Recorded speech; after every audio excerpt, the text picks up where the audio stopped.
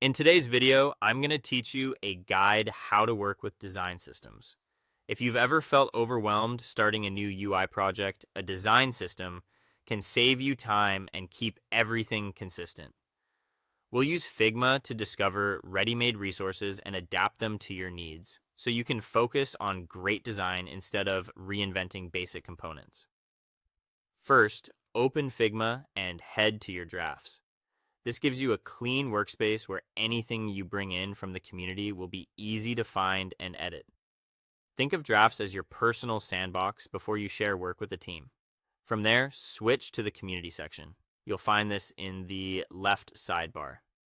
The community is a massive library of files shared by creators around the world: UI kits, component libraries, icon sets, and most importantly for us, full design systems. Use the search bar to look for designs. Try terms like design system, UI kit, or landing page designs, depending on what you're building. You can sort results to find popular, recent, or relevant files. A quick tip: skim the preview, update date, and comments to make sure the resource is active and well documented. When you spot a design you like, open its detail page to preview pages and components. Look for sections that include colors, typography, grids, buttons, forms, and other building blocks.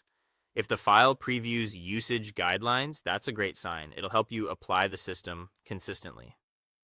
Click Open in Figma. The file will load right inside your workspace. Depending on the resource, you may be prompted to open or duplicate it. Just follow the on-screen prompt so you can edit a copy without affecting the original. Once it's open, take a moment to explore the Pages panel and the Assets panel to see how things are organized. Now you can design your own system using the ready-to-make template.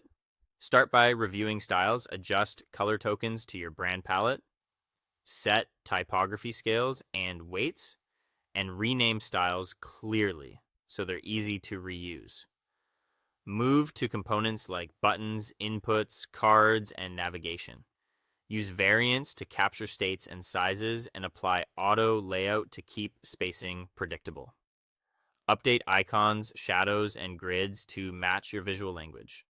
As you customize, use consistent naming, document do's and don'ts with quick notes on the canvas, and test components in a sample screen to confirm everything behaves as expected. The goal is to transform the template into a trustworthy, reusable library that speeds up future work. That's all for today. Thank you for watching, and I'll see you guys in the next one.